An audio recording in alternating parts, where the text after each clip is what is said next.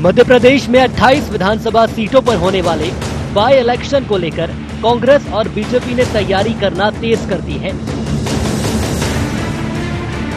दोनों ही दल उपचुनाव के रण में जीत का परचम लहराने के लिए अलग अलग रणनीति पर काम कर रहे हैं। विकास के मंत्र के जरिए बीजेपी जनता को साधने में जुटी है। बीजेपी संगठन की नजर उन विधानसभा सीटों पर है जिस पर जीत या हार का अंतर कम रहा था। बीजेपी का प्लान है कि इन सीटों के मतदाताओं को साधकर आसानी से जीत की राह आसान की जा सकती है, जिसके लिए बीजेपी ने मैदान में अपने सभी मंत्री, विधायकों और सांसदों को तैनात कर दिया है। तो वहीं कांग्रेस भी अलग प्लान के साथ बूथ के जरिए जीत की राह आसान करने में जुटी है। यही कारण है कि कांग्रेस पार्टी ने पहली बार 28 विधानसभा सीटों के लिए प्रत्येक बूथ पर पन्ना प्रभारियों की तैनाती करने के साथ ही पन्ना प्रभारियों से लगातार मतदाताओं के संपर्क में रहने के निर्देश दिए हैं। प्रदेश के इतिहास में पहली बार बाय इलेक्शन के रण को लेकर राजनीतिक पार्टियों को आम चुनाव से ज्यादा मेहनत करनी पड़ रही है। इसको लेकर क्या कहना है बीजेपी और कांग्रेस का, आइए आपको सुनाते हैं। भारतीय जनता पार्टी बूथ की टोली के साथ में घर घर संपर्क अभियान भी 3 से ज्यादा बार चला चुकी है। हम लगातार संपर्क में हैं। संबंध हमारा मतदाताओं से सीधे तौर पर पन्ना प्रमुखों के माध्यम से है। कांग्रेस कितना भी प्लान मीडिया के सामने कागज पर और बयान विज्ञप्ति भाषण में बता ले, लेकिन कोई भी नक्शा तब तक जमीन पर नहीं उतर सकता जब तक उसमें लोहा ईंट गारा ना लगे। कांग्रेस के पास में ना कार्यकर्ता है, ना योजना है, ना उसे साकार करने के लिए वहां कोई किसी भी प्रकार का संसाधन है। हर विधानसभा में एक एक दो दो पूर्व मंत्रियों की ड्यूटी लगाई है, 3-3, 4-4 विधायकों की ड्यूटी लगाई है, वरिष्ठ नेताओं की ड्यूटी लगाई है।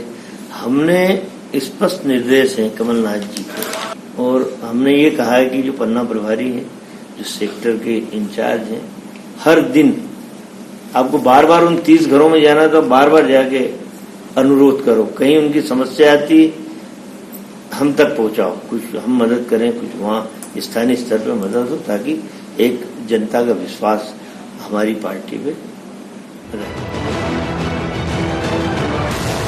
तो सुना आपने बाय इलेक्शन को लेकर कांग्रेस और बीजेपी किस तरह से एक दूसरे को मात देने के लिए प्लान तैयार कर जनता को साधने की कवायद कर रही है। आपको दिखाते हैं किन सीटों पर बीजेपी और कांग्रेस की नजर है और किन सीटों पर जीत का अंतर कम रहा था। इन सीटों पर बीजेपी का फोकस काफी कम अंतर से 2018 में बीजेपी जीत का स्वाद चखने से रह गई थी। सुवात्रा 350 वोटों से हरदीप सिंह डंग जीते थे। मुंगावली 2136 वोटों से ब्रजेंद्र सिंह यादव जीते थे। सांवेर से 2945 वोटों से तुलसी सिलावट जीते थे। अंबाह 7547 वोटों से कमलेश जाटव जीते थे। पोहरे 7918 वोटों से सुरेश धाकड़ जीते थे। अशोकनगर 9730 वोटों से जजपाल जज्जी जीते थे। बाय इलेक्शन में इतनी तैयारी और सियासी जमावट में लगे राजनीतिक दलों की कवायद ये तो साफ तौर पर बता रहा है कि मिशन 28 की जंग किसी भी तरह से आम चुनाव से कम नहीं है, और हो भी कैसे। दोनों ही दलों की प्रतिष्ठा और भविष्य बाय इलेक्शन का चुनाव परिणाम ही तय करेंगे।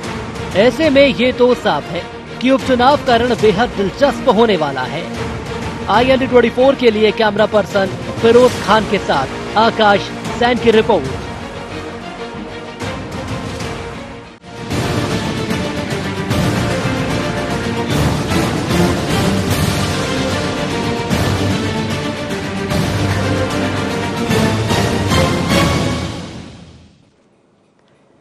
नमस्कार, शार्प एट 7 में आप सबका स्वागत है। मैं हूं आपके साथ मुक्ता पाठक।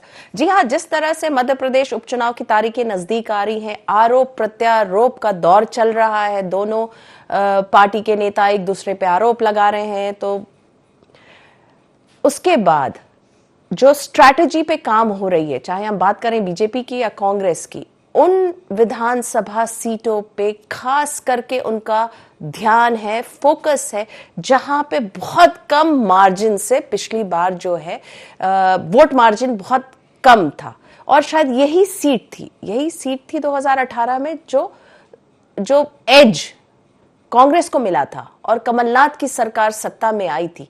तो बीजेपी का भी फोकस इस पे है और साथ में कांग्रेस भी इन सीटों पे जहां पे जीत का मार्जिन बहुत कम था उस पे फोकस कर रही है। पहली बार कांग्रेस ने बूथ के साथ साथ पन्ना प्रभारियों की भी नियुक्ति की है। तो बात करेंगे हम इसी विषय पे, देखते हैं कि पार्टी किस तरह से किस स्ट्रैटेजी पे काम कर रही है, क्या कोशिश कर रही है कि ये जीत का जो अंतर है वो और बड़ा कर पाए। तो चलिए हम इसी विषय पे बात करेंगे, चर्चा करेंगे। हमारे साथ स्टूडियो में मौजूद है हमारे editor in chief Sunil Shrivastava ji, मेरे साथ फोन लाइन पे मौजूद है योगेश यादव जी।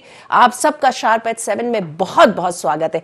योगेश यादव जी, आपसे पूछना चाहूंगी कि कांग्रेस क्या स्ट्रैटेजी पे काम कर रही है, जो ये जीत का अंतर एकदम कम था, कि ये जो है जीत फिर से दोबारा हासिल हो, मार्जिन बढ़ सके, कहीं ना कहीं बीजेपी जो है ये चीज को आप लोगों से, ये जो सीट्स हैं उसको छीन ना पाए। किस तरह से आप लोग काम कर रहे हैं?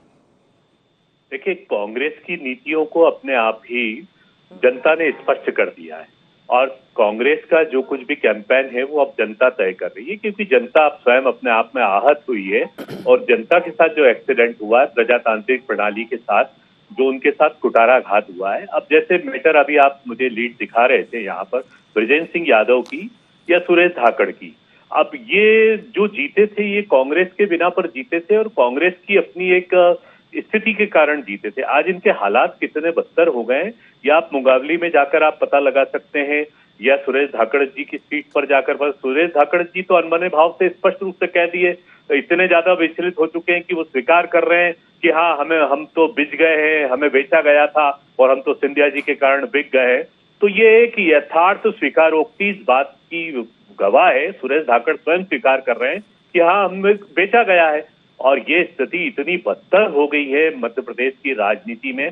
भारतीय जनता पार्टी का एक कालिख जो सामने आया, काला चेहरा आया है। अभी मैं मनोज जी की रिपोर्ट चौपाल की देख रहा था कि चौपाल में वो ग्रामीण क्षेत्र के लोग हैं जो जनता के बीच में रहते हैं और ग्रामीण क्षेत्र के ना उनको मीडिया से दूरी रहती है, ना शहर से, ना किसी भी तरीके की हवाओं से दूर रहते हैं। लेकिन वहां तक भी संदेश पहुंच चुका है। ग्रामीण वरिष्ठ जन ये कह रहे थे बदनावर सीट के संदर्भ में कि हाँ, हमें पता लगा कि 35 करोड़ रुपया लिया गया है। तो ये इस बात का प्रतीक है कि आप अच्छी तरह से जान गए हैं कि आज का मतदाता जो जनता है वो स्वयं इस बात को तय कर रही कि 35 करोड़ रुपया भारतीय जनता पार्टी ने दिया और कांग्रेस के पूर्व विधायक सब बिक गए और अब उसका परिणाम जनता देगी। और मैं निश्चित तौर पर कहता हूं कि जहां संख्या आप बहुत कम बता रहे हैं वहां कांग्रेस का अब मार्जिन बढ़ेगा, कांग्रेस वहां पर विजयी होगी। और ये जो लोग थे, जो बिके गए लोग हैं, ये पहले भी जीते तो ये कांग्रेस की इमेज पर जीते थे। अभी भाई रजनीश कह रहे थे कि कांग्रेस तो कागजों पर है, पन्नों पर है और उनका कोई फील्ड में काम नहीं है। मुझे लगता है कि भारतीय जनता पार्टी की मानसिकता इस तरीके की 15 साल में हो गई कि ये कांग्रेस को सहन ही नहीं करना चाहते हैं और ये भूल चुके हैं कि 15 महीने का हमने शासन किया है, प्रजातांत्रिक प्रणाली से हमें पूरा बहुमत प्राप्त हुआ था। लेती हूँ, कृष्ण गोपाल पाठक जी हमारे साथ जुड़ गए, क्या कहेंगे आप? आपने सुना होगा अभी जिस तरह से योगेश यादव जी कह रहे थे, क्या कहेंगे आप? और दूसरा, किस तरह की स्ट्रैटेजी पे बीजेपी पार्टी काम कर रही है? जो सीट्स थे जिनमें जीत का मार्जिन कम था, उस पे आप लोग किस तरह से काम कर रहे हैं?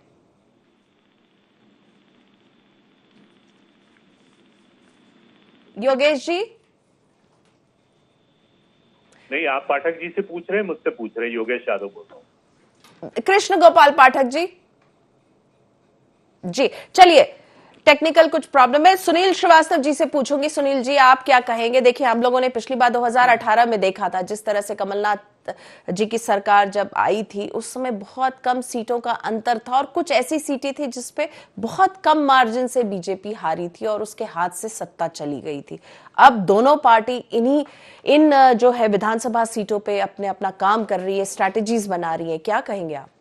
देखिए मुक्ता जी, जिन सीटों पर बीजेपी 2018 में हारी थी और जो कांग्रेस के कैंडिडेट बेहद कम या 10,000 के कम मार्जिन से चुनाव जीते थे, लेकिन अब अगर हम बात आज के परिप्रेक्ष्य में करें तो आज वो कैंडिडेट सारे, चाहे हम हरदीप सिंह डंग की बात करें, ब्रजेंद्र यादव, तुलसी सिलावट, कमलेश जाटव, सुरेश धाकड़ या फिर जजपाल सिंह जज्जी, ये सब लोग बीजेपी ज्वाइन कर चुके हैं और बीजेपी से प्रत्याशी हैं उन सीटों पर।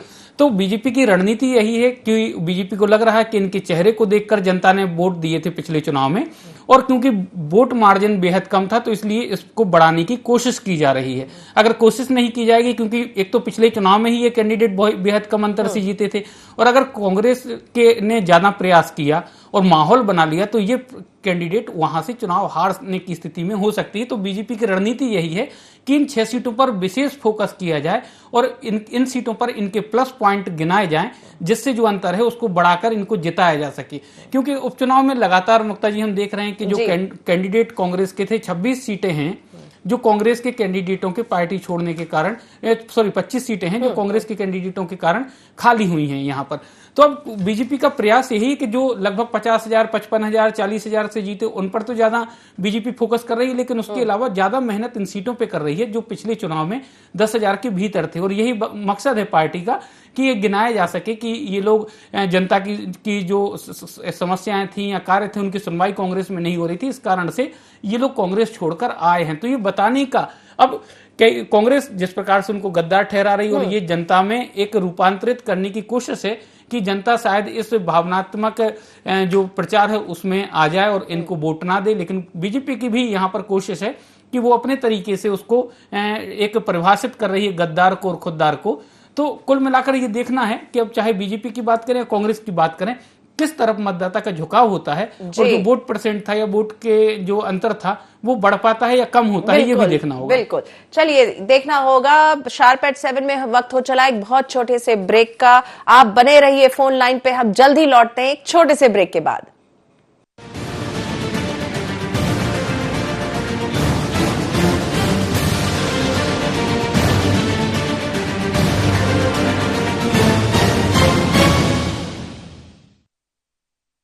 बाबा इलायची को जैसे ही चखा तो लगा कि लाइफ के हर टेस्ट में होना चाहिए प्लेजर।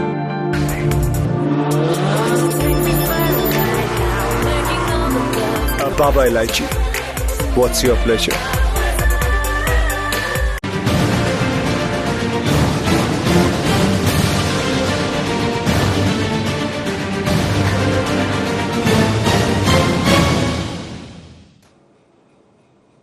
ब्रेक के बाद आप सबका एक बार फिर से स्वागत है। हम बात कर रहे थे कि किस तरह से बीजेपी और कांग्रेस अपनी अपनी स्ट्रैटेजीज बना रही हैं उन विधानसभा सीटों के लिए जहां जीत का मार्जिन बहुत कम था।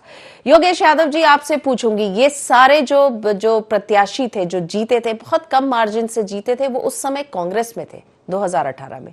अब वही चेहरे जो है बीजेपी में है, तो कैसे आप लोग जो है इनके जीत का मार्जिन जो है बिल्कुल एकदम आप कम करके इनको हराएंगे? देखिए, मैं आपको बता देता हूं, उस समय जनता ने यह तय कर लिया था कि भारतीय जनता पार्टी ने जो मध्य प्रदेश को डायलिसिस पर पहुंचाया है उसके विरुद्ध वोट किया था, और कांग्रेस की नीति रीति और कांग्रेस के आगामी नियोजन जो हमने वचन पत्र में जाहिर किए थे उस विश्वास पर आधारित हमें वोटिंग मिला था। उस जगह ब्रजेंद्र यादव नहीं जीते थे, सुरेश धाकड़ नहीं जीते थे, तुलसी सिलावट नहीं जीते थे, या अन्य जो भी हमसे छोड़कर गए जिनको खरीदा गया भारतीय जनता पार्टी की तरफ से, वो लोग नहीं जीते थे। जीती थी कांग्रेस, चाहे वो सुवासरा हो, मुंगावली हो, सावेर हो, चाहे कोई सा अशोकनगर क्षेत्र हो, हम वहां कांग्रेस जीती थी। आज इन जो प्रत्याशी के रूप में वही चेहरे वापस जा रहे हैं, तो इनके साथ एक पाप जुड़ गया। पहला पाप ये कि ये 35 करोड़ रुपए में खरीदे गए। दूसरा ये कि ये खुददार नहीं रहे, गद्दार रहे। इन्होंने अपनी मां के साथ धोखा किया, अपनी पार्टी के साथ धोखा किया।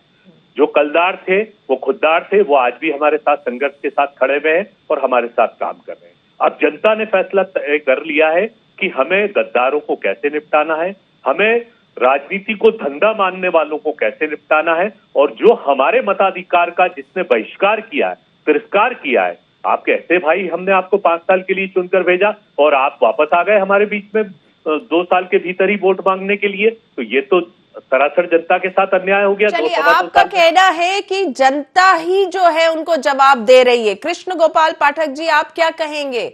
बीजेपी किस तरह की स्ट्रैटेजी बना रही है इन सीटों पे जहां पे मार्जिन बहुत कम था? प्रत्याशी वही हैं जो कांग्रेस से जीते थे, अब बीजेपी में हैं। हो रहे हैं उनमें से अधिकतर सीटें भारतीय जनता पार्टी की परंपरागत सीटें रही हैं और बहुत सी सीटें ऐसी हैं जिन पे कांग्रेस पार्टी 300, 500, 800, 600 वोट से जीती थी और वो इसलिए जीत पाई थी कि ये झूठ बोल के आए थे, बड़े बड़े वादे करके आए थे कि हम 4000 रुपया बेरोजगारों को प्रतिमाह बेरोजगारी भत्ता देंगे, हर गांव में हर पंचायत में गौशाला खुलवाएंगे, बच्चियों को एक स्कूल से दूसरे स्कूल जो जाती हैं उनको दूसरे गांव जाने के लिए स्कूटी देंगे। ऐसे ये करीब 82 वादे या वचन करके जनता के बीच गए थे। जनता ने इन पर ना बुझे मन से विश्वास किया था, जब तो ये 300, 400, 500 वोट से जीते थे और आज वो सारी सीटें जो भारतीय जनता पार्टी की परंपरागत सीटें रही हैं, जिनका वोटर भारतीय जनता पार्टी को लगातार वोट देता चला आ रहा है, वो फिर से वो सारे कैंडिडेट कांग्रेस की वादा खिलाफी से नाराज होकर, जो कांग्रेस के विधायक थे, मंत्री थे, कांग्रेस की ही वादा खिलाफी से नाराज होकर, उनके काम नहीं हो रहे थे उससे नाराज होकर उन्होंने विधायकी पद छोड़ी, मंत्री पद छोड़ा। आज वो भारतीय जनता पार्टी से चुनाव लड़ रहे हैं। तो जनता वहाँ की पहले से ही भारतीय जनता पार्टी के साथ चलने वाली रही है, भारतीय जनता पार्टी के काम में भरोसा रखने वाली रही है। वो तो इनके जो बड़े बड़े वादे थे, इनके जो सब्ज बाग थे, इन्होंने झूठ बोल के उनको भरमाया, बरगलाया, वो बेकाबे में आ गए। आज सब अपनी गलती सुधारने के लिए तैयार बैठे हैं और 28 विधानसभा क्षेत्रों में आप भी कह रहे हैं कि कांग्रेस ने जनता के साथ धोखा दिया। यहाँ पे योगेश यादव भी कह रहे हैं कि जो ये प्रत्याशी हैं उन्होंने धोखा दिया क्योंकि जनता को मालूम है कि 35 करोड़ में ये बिके हैं, धोखा हुआ है। तो आप दोनों ही कह रहे हैं कि जनता के साथ धोखा हुआ है। देखिए, कांग्रेस पार्टी ने जनता ही नहीं उसको भी धोखा दिया, हमारी संस्कृति को भी धोखा दिया है, हमारे संस्कारों को भी धोखा दिया है, हमारे पूर्वजों को भी धोखा दिया है। वो पूर्वज, वो संस्कृति जो भगवान राम को आदर्श माने, कांग्रेस पार्टियों को भी काल्पनिक बताने का काम किया है। कौन भूल सकता है मनमोहन कैबिनेट का वह हलफनामा जो उन्होंने सुप्रीम कोर्ट में दायर किया था। भगवान राम वास्तविक जीवन चरित्र का नाम नहीं है, कभी की कल्पना है, ना राम सेतु बना, ना वो रावण युद्ध हुआ। जिस कांग्रेस ने इतने पाप किए, ये मुद्दा हम मध्य प्रदेश की बात कर रहे हैं, आप मध्य प्रदेश की बात करिए ना। यहाँ पे कांग्रेस भी कह रही है कि जनता के साथ धोखा हुआ, आप भी कह रहे हो कि जनता के साथ धोखा हुआ। तो जनता के साथ धोखा दोनों ने ही कर दिया, कांग्रेस और बीजेपी ने। घर में जरूर मध्य प्रदेश का हो रहा है, लेकिन भगवान राम घर में विराजमान है और कांग्रेस पार्टी ने जो हमारे पूर्वजों का श्राप लिया है, उसी के कारण आज इसी जमाने में 440-43 लोकसभा में सांसद भेजने वाली कांग्रेस पार्टी आज 40-44 पर आकर खड़ी हो गई है। और इन 28 सीटों पर जो चुनाव हो रहे हैं, उपचुनाव हो रहे हैं, आप विश्वास रखिए मध्य प्रदेश की जनता इनको सबक सिखाने के लिए तैयार बैठी है। इनकी दरी लपेटकर संदूकों में बंद कर दी जाएगी। कांग्रेस की राजनीति बंद करने को जनता तैयार बैठी है। वादा खिलाफी की, झूठ की, कपट की। कमलनाथ जी के चेहरे से ही कपट झलकता है। बताइए, आप इतने बड़े बड़े वादे करके आए थे, चेहरा सिंधिया जी का दिखाया था कि दूल्हा नौजवान को बनाएंगे और घोड़ी पे बूढ़े को बिठा दिया। ये तो कांग्रेस पार्टी की हालत है।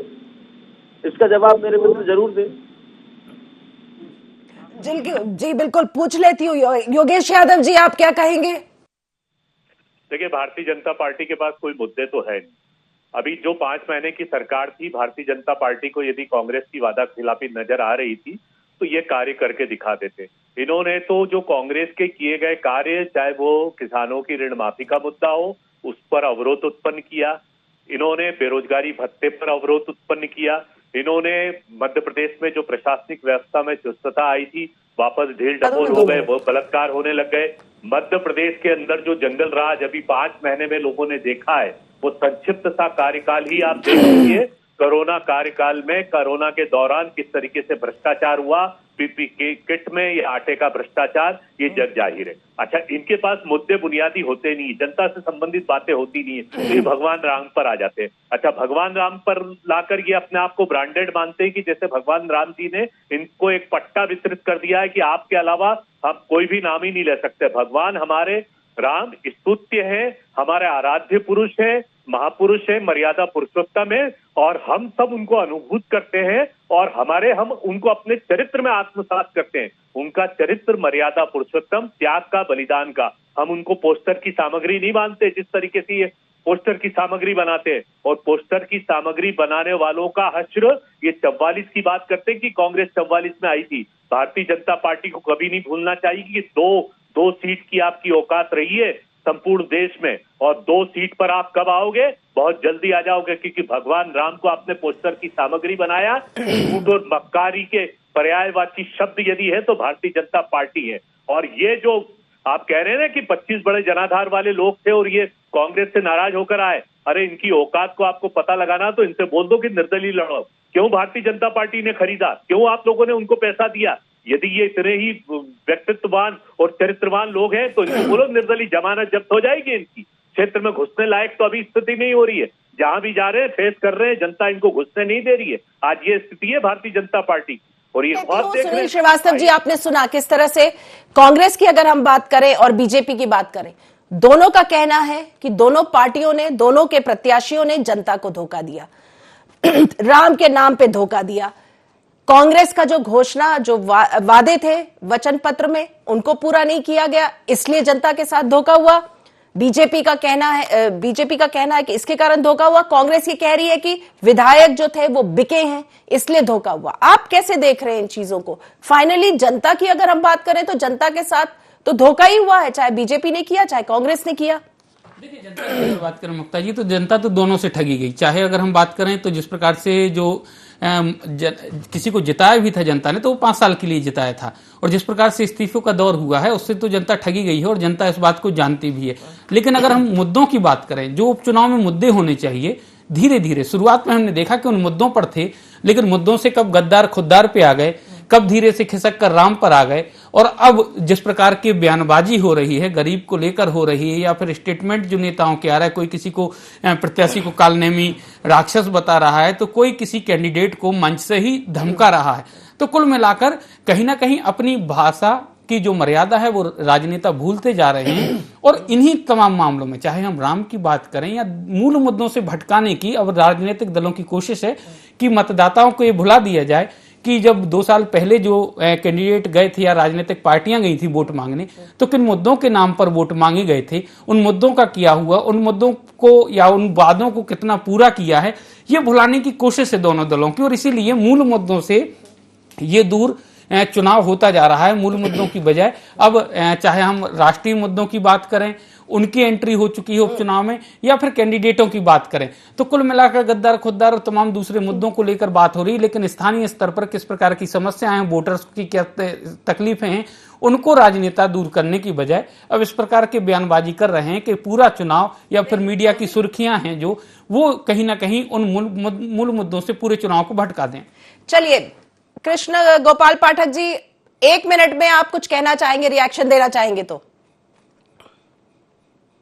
हम जनता से पूछ रहे हैं कि जिस चमचमाती सड़क पर आज कांग्रेस के नेता अपनी गाड़ी लेकर आपके गांव में आ रहे हैं, यह सड़क किसने बनवाई? तो बोलते हैं प्रधानमंत्री सड़क योजना से बनी या मुख्यमंत्री सड़क योजना से बनी है। जब हम सभा में गरीबों से हाथ उठवाते हैं कि प्रधानमंत्री आवास योजना के कितने गाँव में गरीबों को घर मिले हैं, छत मिली है, नरेंद्र मोदी जी ने दी है, तो सैकड़ों की संख्या में हर गांव में। मैं आपको एक आंकड़ा बता रहा हूं, मध्य प्रदेश की 230 विधानसभाओं में एवरेज 18,000 गरीबों को हमने, एक विधानसभा में 18,000 एवरेज गरीबों को हमने प्रधानमंत्री आवास योजना के माध्यम से पक्के घर दिए हैं। उज्ज्वला योजना के 93,000 कनेक्शन हर विधानसभा में, पूरी 230 विधानसभा में 93,000 कनेक्शन हर विधानसभा में हमने प्रदान करने का काम किया है। शौचालय देने का हमने काम किया है। किसान सम्मान निधि हर विधानसभा में एवरेज 41,000 रुपये। प्रधानमंत्री किसान सम्मान निधि की 2-2 हजार की 5 किस्तें और मुख्यमंत्री सम्मान निधि की 4,000 की पहली किस्त उनके खाते में पहुंच चुकी है। ये सब तो पुराने आंकड़े हैं ना, अभी 6 महीने का थोड़ी है। जो 6 महीने की आपकी सरकार रही है उसका नहीं है। चलिए, शार्प@7 में वक्त हो चला है इस चर्चा को यहीं पे खत्म करने का। कृष्ण गोपाल पाठक जी आपका और योगेश यादव जी आपका, आप दोनों का बहुत बहुत शुक्रिया, आपने इस चर्चा में हिस्सा लिया। तो ये जो मिशन 28 है मध्य प्रदेश के उपचुनाव, ये पहली बार जो है इतने सारे सीटों में एक साथ उपचुनाव हो रहा है मध्य प्रदेश की राजनीति में। ये उपचुनाव तो बहुत इंपॉर्टेंट है, साथ में जिस तरह से दोनों पार्टी कांग्रेस बीजेपी दोनों पार्टियों की जो साख का सवाल है, उनके बड़े नेताओं का साख का सवाल है, तो हर तरह के जो है स्ट्रैटेजीज बन रही है। उसमें स्ट्रैटेजी ये भी बन रही है कि जिन सीटों पे बहुत कम मार्जिन से जो प्रत्याशी जीते थे उनको किस तरह उसके वोट जो डिफरेंस है उनको बढ़ाया जाए। तो शार्प एट 7 में फिलहाल इतना ही। आप बने रहिए IND 24 के साथ। नमस्कार।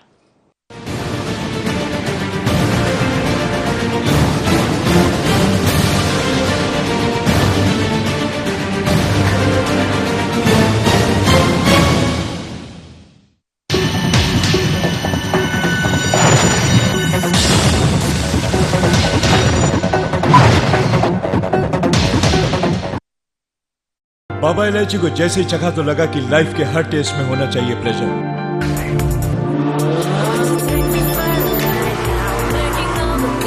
Baba Ilaichi, what's your pleasure?